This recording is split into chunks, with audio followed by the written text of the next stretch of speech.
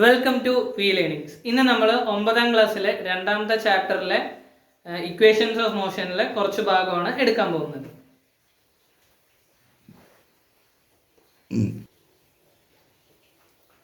എന്താണ് uniform velocity അല്ലെങ്കിൽ സമപ്രവേഗം? നോക്ക്, an object moving in same direction has uniform velocity if it undergoes equal displacement in equal intervals of time. അതായത് ഒരു വസ്തു equal interval of ടൈമില് അതായത് ഇത്ര ഒരു ഇന്റർവെല് തുല്യ ഇന്റർവെൽസ് ഓഫ് ടൈമില് തുല്യമായ ഡിസ്പ്ലേസ്മെന്റ് ഉണ്ടാക്കുന്നുണ്ടെങ്കിൽ അതുപോലെ അത് ഒരേ ദിശയിലാണ് ഈ ഡിസ്പ്ലേസ്മെന്റ് ഉണ്ടാക്കുന്നു എങ്കിൽ അതിനെ നമുക്ക് എന്തെന്ന് വിളിക്കാം? യൂണിഫോം വെലോസിറ്റി എന്ന് വിളിക്കാം. അപ്പൊ ഉദാഹരണത്തിന് ഒരു കാറ് വിചാരിക്കുക. ഒരു കാറ് അല്ലെ, ഇവിടെ ഒരു കാർ ഉണ്ട് വിചാരിക്കുക കേട്ടോ. ഒരു കാർ ഉണ്ട് എന്ന് വിചാരിക്കുക. ആ കാറ് എന്ത് ചെയ്യാണ്? പോവാണ്. ഒരു ഇങ്ങനെ ഒരു സ്ട്രെയിറ്റ് ആയിട്ടുള്ള ഒരു ദൂരത്തേക്ക് ഈ കാർ ഇങ്ങനെ പോവാണ്. ഇത് എന്ത് ചെയ്യുന്നുണ്ട്? ഓരോ തുല്യ സമയ ഇടവേളകളിലും എന്ത് ചെയ്യുന്നുണ്ട്? ഒരേ ദിശയിൽ തന്നെ ഡിസ്പ്ലേസ്മെന്റ് ഇടുന്നുണ്ട്. ഉദാഹരണത്തിന് എന്താ പറയാ, ഇപ്പൊ സമയം 1 സെക്കൻഡ് ആണ് വിചാരിക്കുക. 1 സെക്കൻഡ് ആണെന്ന് വിചാരിക്കുക. ഒരു സെക്കൻഡില് പുള്ളി എത്ര ദൂരം സഞ്ചരിക്കുന്നുണ്ട്? 10 മീറ്റർ സഞ്ചരിക്കുന്നുണ്ട്. 10 മീറ്റർ സഞ്ചരിക്കുന്നുണ്ട്. 2 സെക്കൻഡില് 20 മീറ്റർ സഞ്ചരിക്കുന്നുണ്ട്. 3 സെക്കൻഡില് 30 മീറ്റർ സഞ്ചരിക്കുന്നുണ്ട്. 4 സെക്കൻഡില് 40 മീറ്റർ സഞ്ചരിക്കുന്നുണ്ട്. ശ്രദ്ധിച്ച ഇവിടെ നോക്ക്, ഇവിടെയുള്ള ഒരു പ്രത്യേകത നോക്കിക്കോ. ഓരോ തുല്യ സമയ ഇടവേളകളിലാണ്. നോക്കി, ഈ ഓരോ സമയ ഇടവേള എത്രയാണ്? +1 സെക്കൻഡ് കൂടുകയാണ്. ഓരോന്നിനും എന്ത് കൂടുകയാണ്? +1 സെക്കൻഡ് കൂടുകയാണ്. ഇവിടെയോ +10 മീറ്റർ സ്ഥാനാന്തരം +10 മീറ്റർ സ്ഥാനാന്തരം ഇതിന്റെ ഇടയിൽ കൂടുകയാണ്. ഇങ്ങനെ ഒരു വസ്തു ചലിക്കുന്ന സമയത്ത് അത് ഒരേ ദിശയിൽ തുല്യ സമയ ഇടവേളകൾ അല്ലെങ്കിൽ തുല്യ ടൈം ഇന്റർവെൽസിൽ ഈക്വൽ ആയിട്ടുള്ള തുല്യമായിട്ടുള്ള ഡിസ്പ്ലേസ്മെന്റ് ഇടുകയാണെങ്കിൽ നമുക്ക് എന്ത് പറയാ? അതിനെ യൂണിഫോം വെലോസിറ്റി എന്ന് പറയാ. ആ ഒരു ഒബ്ജക്റ്റ് എന്തിനാണെന്ന് പറയാ? യൂണിഫോം വെലോസിറ്റിയിലാണെന്ന് നമുക്ക് പറയാൻ പറ്റും. ഇനി അത് മലയാളത്തിൽ പറയുകയാണെങ്കിൽ നോക്കണം, സമപ്രവേഗം എന്നാണ് ഈ ഒരു യൂണിഫോം വെലോസിറ്റിനെ നമ്മൾ മലയാളത്തിൽ പറയാം. അതായത് ഒരു വസ്തു തുല്യ സമയ ഇടവേളകളിൽ തുല്യ സ്ഥാനാന്തരം ഒരേ ദിശയിൽ ഉണ്ടാക്കുമ്പോൾ അതിനെ നമുക്ക് എന്തെന്ന് വിളിക്കാം? സമപ്രവേഗം. ഇല്ലെങ്കിൽ ആ ഒരു വസ്തുവിന് എന്തുണ്ടെന്ന് വിളിക്കാം? സമപ്രവേഗം ഉണ്ടെന്ന് പറയും. ഉദാഹരണം നമ്മൾ ഇവിടെ നോക്കിയതുപോലെ ഓരോ സെക്കൻഡിലും എത്ര മീറ്റർ കൂടുന്നുണ്ട്? 10 മീറ്റർ കൂടുന്നുണ്ട്. 10 മീറ്റർ സ്ഥാനാന്തരം കൂടുന്നുണ്ട്. ഇത് ഒരേ ദിശയിലാണ് എങ്കിൽ നമുക്ക് അതിനെ എന്തെന്ന് വിളിക്കാം? യൂണിഫോം വെലോസിറ്റി അല്ലെങ്കിൽ സമപ്രവേഗം എന്ന് വിളിക്കാം.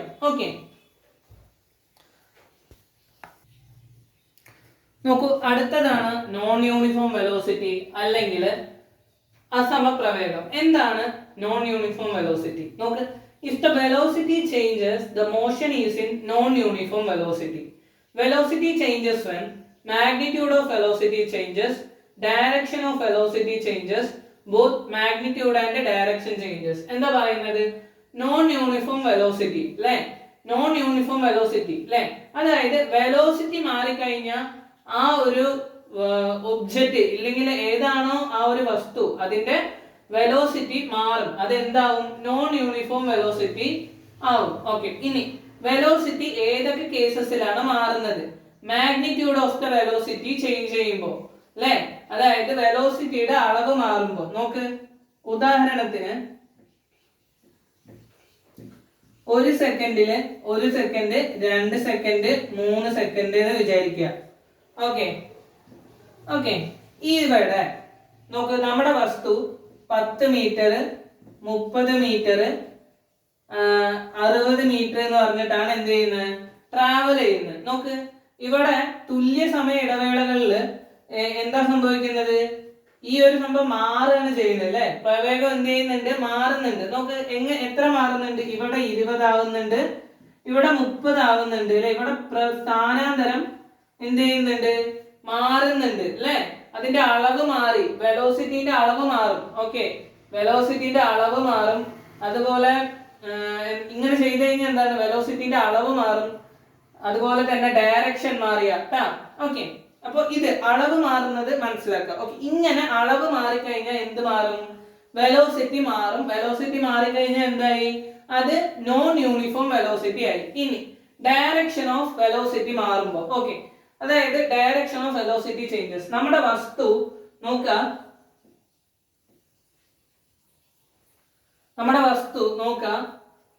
ഇതാണ് നമ്മുടെ വസ്തു അല്ലെ.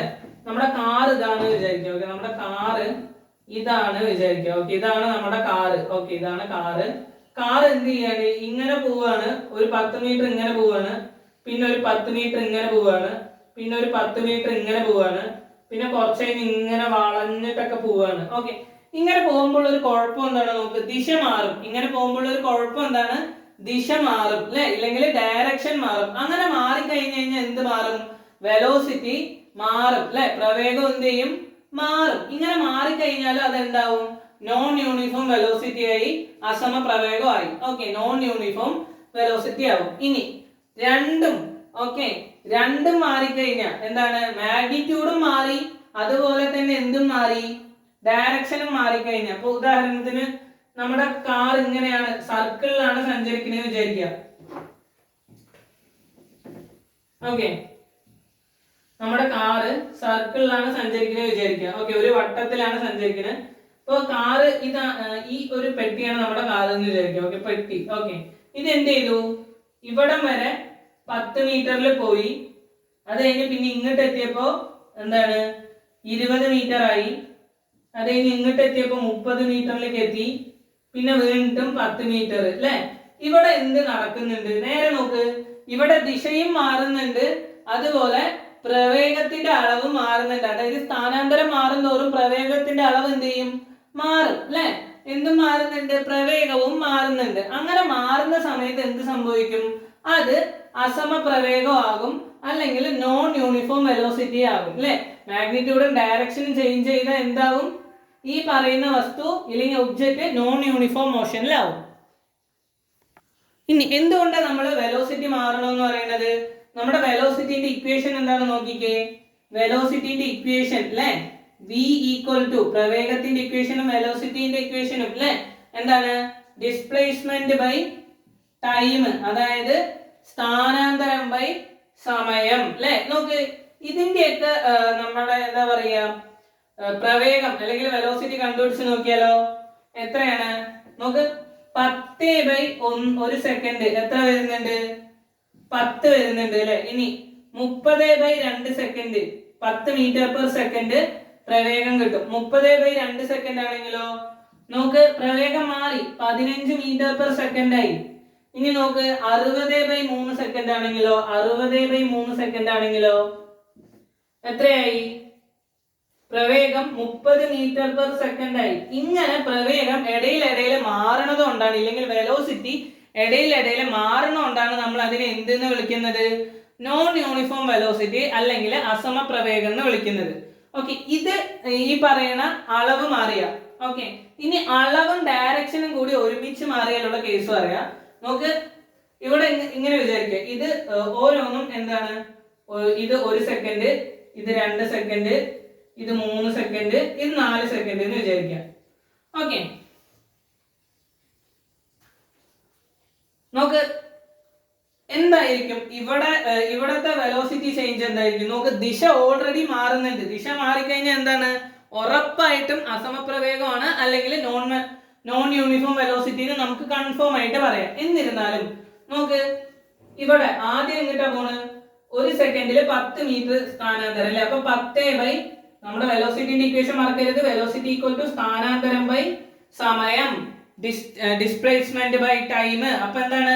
10 meter displacement divided by 1 second equal to എന്ത് കിട്ടും? 10 മീറ്റർ പെർ സെക്കൻഡ് കിട്ടി അല്ലെ.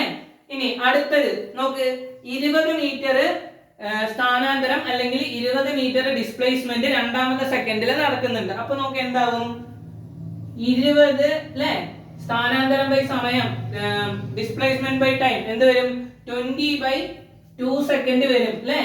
എന്തായി 10 മീറ്റർ പെർ സെക്കൻഡ് ആയി അല്ലെ 10 മീറ്റർ പെർ സെക്കൻഡ് ആയി. ഓക്കെ പിന്നെയോ നമുക്ക് അടുത്തത് എന്താ സംഭവിക്കുന്നത് ഇവിടെ ഒരു നമുക്കൊരു 60 കൊടുക്കാം. ഓക്കെ നോക്ക് അടുത്ത മൂന്നാമത്തെ സെക്കൻഡില് 60 മീറ്റർ എന്തായി ഡിസ്പ്ലേസ്മെന്റ് സംഭവിച്ചു. അവിടെ സമയം എത്രയാണ് 3 സെക്കൻഡ് ആണ്. അപ്പൊ നമ്മൾ എന്ത് ചെയ്യും ഡിവൈഡഡ് ബൈ 3 സെക്കൻഡ് കൊടുക്കും. നമുക്ക് എന്ത് കിട്ടും 60/3 30 മീറ്റർ പെർ സെക്കൻഡ് കിട്ടും. എന്ത് മാറി പ്രവേഗം മാറി. പ്രവേഗം കൂടെ ആരും മാറുന്നുണ്ട് ഇത് കണ്ട ദിശയും കൂടി മാറുന്നുണ്ട്. ഇനി അടുത്തത് അവസാനത്തെ എന്താ സംഭവിക്കുന്നത് അല്ലെ 10 മീറ്റർ അല്ലെ ലാസ്റ്റ് നാലാമത്തെ സെക്കൻഡിൽ വീണ്ടും ഇങ്ങോട്ട് തന്നെ വന്നു. എന്തായി 10 മീറ്റർ ആയി അല്ലെ. അപ്പൊ എങ്ങനെ ചെയ്താ ഇവിടെ നമ്മുടെ എത്ര ദൂരം കവർ ചെയ്തു 10 മീറ്റർ അല്ലെ 10 മീറ്റർ കവർ ചെയ്തു. 10 മീറ്റർ കവർ ചെയ്തു. എത്രാമത്തെ സെക്കൻഡിലാണ് 4 സെക്കൻഡിൽ അല്ലെ 4 സെക്കൻഡിൽ. ഉത്തരം എന്ത് വരും 10/4 എന്ത് വരണം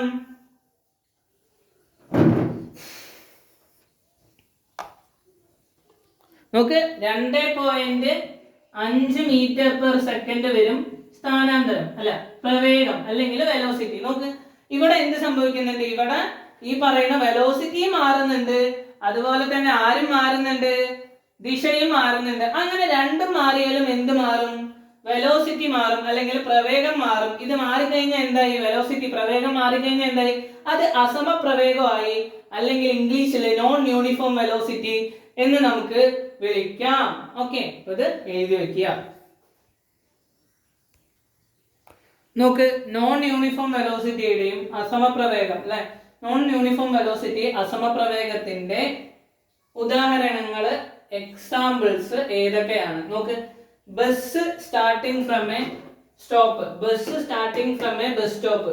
ഒരു ബസ്സിന് സ്റ്റാർട്ട് ചെയ്യുന്ന ബസ് സ്റ്റോപ്പ് എന്തിന്റെ ഉദാഹരണമാണ് വെലോസിറ്റി മാറുന്ന നോൺ യൂണിഫോം വെലോസിറ്റി അസമപ്രവേഗത്തിന്റെ എക്സാമ്പിൾ ആണ്. A person changing speed.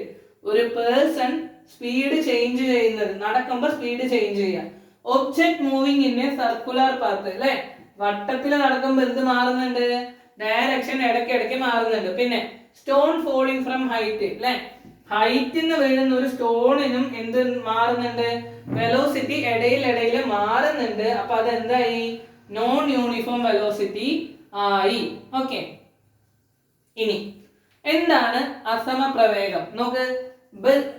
അസമപ്രവേഗത്തിന്റെ ഉദാഹരണങ്ങൾ കേട്ടോ നോക്ക്. ബസ് സ്റ്റോപ്പിൽ നിന്ന് ബസ് ആരംഭിക്കുന്നത് അല്ലെ ഒരു ബസ് സ്റ്റോപ്പിൽ നിന്ന് ബസ് സ്റ്റാർട്ട് ചെയ്യുന്നത് അസമപ്രവേഗത്തിന്റെ ഉദാഹരണമാണ്.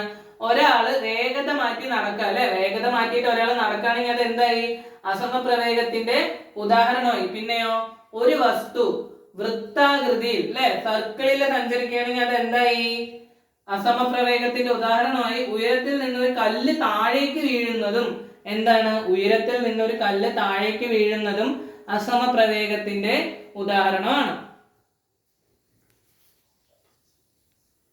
നോക്ക് അടുത്ത ഒരു ഇമ്പോർട്ടന്റ് കാര്യമാണ്. അതായത് നോക്ക് ഈവൻ ഇഫ് അല്ലെ ഈവൻ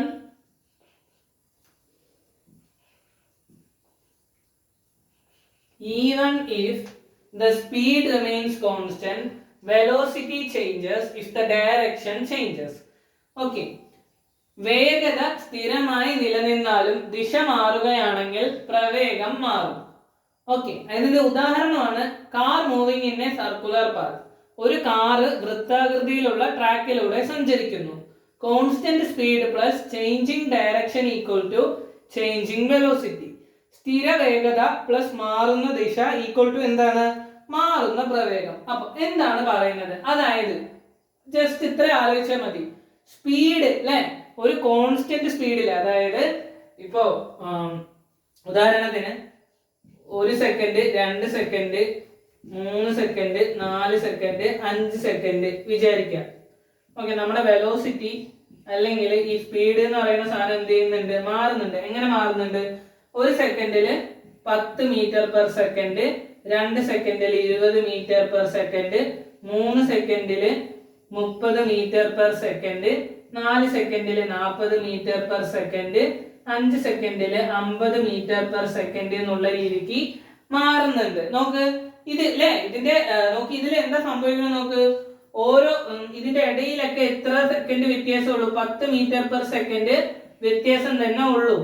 ഓക്കെ, അപ്പൊ നമുക്ക് അതിന് എന്ത് മനസ്സിലാക്കാം? ഇവിടെ സ്പീഡ് അല്ലെങ്കിൽ വെലോസിറ്റി എന്താണ്? ഒരേപോലെയാണ് അല്ലെ. സ്പീഡ് അല്ലെങ്കിൽ വെലോസിറ്റി, പ്രവേഗം അല്ലെങ്കിൽ വേഗം എന്താണ്? ഒരേപോലെയാണ് അല്ലെ. പക്ഷെ എന്ത് ഇത് ഈ ഒരു ഡിസ്റ്റൻസ് ഒരു ഒരു സർക്കിള് അല്ലെങ്കിൽ ഒരു വൃത്താകൃതിയിലാണ് സഞ്ചരിക്കുന്നതെന്ന് വിചാരിക്കുക. ഓക്കെ, വൃത്താകൃതിയിലാണ് സഞ്ചരിക്കുന്നതെന്ന് വിചാരിക്കുക. ഇപ്പൊ നോക്കിക്കോട്ടെ, ഇപ്പോഴാണ് ട്വിസ്റ്റ്. ആദ്യത്തെ 1 സെക്കൻഡിൽ അല്ലെ, 1 സെക്കൻഡിൽ എന്തായി? 10 മീറ്റർ സഞ്ചരിച്ചു. 1 സെക്കൻഡില് 10 മീറ്റർ. 2 സെക്കൻഡില് നോക്ക്, 2 സെക്കൻഡിൽ എന്തായി? 20 മീറ്റർ പെർ സെക്കൻഡ് അല്ലെ. 2 സെക്കൻഡിൽ 20 മീറ്റർ പെർ സെക്കൻഡ്. 3 സെക്കൻഡില് നോക്ക്, 3 സെക്കൻഡില് 30 മീറ്റർ പെർ സെക്കൻഡ്. 4 സെക്കൻഡില് 40 മീറ്റർ പെർ സെക്കൻഡ്. 5 സെക്കൻഡില് 50 മീറ്റർ പെർ സെക്കൻഡ് അല്ലെ. 50 മീറ്റർ പെർ സെക്കൻഡ്. നോക്ക്, ഇവിടെ ഈ പറയുന്ന വേഗം മാറുന്നില്ല. തുല്യ സമയത്ത് തുല്യ വേഗം അല്ലെ, തുല്യ സ്പീഡ്, ഈക്വൽ ഇന്റർവെൽസ് ഓഫ് ടൈമിൽ ഈക്വൽ ഇന്റർവെൽസ് ഓഫ് ഡിസ്പ്ലേസ്മെന്റ് ഇല്ലെങ്കിൽ equal intervals of speed or velocity ഉണ്ട്. ഓക്കെ, അങ്ങനെ ഇരുന്നാൽ കൂടി എന്ത് മാറുന്നുണ്ട് നോക്കിയേ? ദിശ മാറുന്നുണ്ട് അല്ലെ. ആദ്യത്തെ 1 സെക്കൻഡില് ഒരു ദിശ, ആദ്യത്തെ 1 സെക്കൻഡിൽ ഒരു ദിശ, ഇവിടെ വേറെ ദിശ, ഇപ്പുറത്തെത്തുമ്പോ വീണ്ടും ദിശ മാറി, 4ാമത്തെ സെക്കൻഡിലെ ദിശ മാറി, അത് കഴിഞ്ഞ് 5ാമത്തെ സെക്കൻഡിലെ ദിശ മാറി. ഇങ്ങനെ ദിശ മാറുന്നുണ്ടെങ്കിൽ എന്താ അർത്ഥം? അത് സമപ്രവേഗം അല്ല. ഓക്കെ, ഇനിയിപ്പോ പ്രവേഗം ഒരേതാണെങ്കിലും ദിശ മാറിക്കഴിഞ്ഞാൽ എന്തായി? അത് അസമപ്രവേഗമായി. അതായത് സ്പീഡ്, വേഗത മാറിക്കഴിഞ്ഞു കഴിഞ്ഞാൽ, ഓക്കെ, വേഗത ഒന്നാണെങ്കിലും, ഓക്കെ, വേഗത ഒന്നാണെങ്കിലും ഇല്ലെങ്കിൽ വേഗത സമവേഗം ആണെങ്കിൽ കൂടി ഈ പറയുന്ന ദിശ മാറിക്കഴിഞ്ഞു കഴിഞ്ഞാല് അതിനെ നമുക്ക് എന്തെന്ന് വിളിക്കുക? അസമപ്രവേഗം എന്ന് വിളിക്കാം. ഓക്കെ.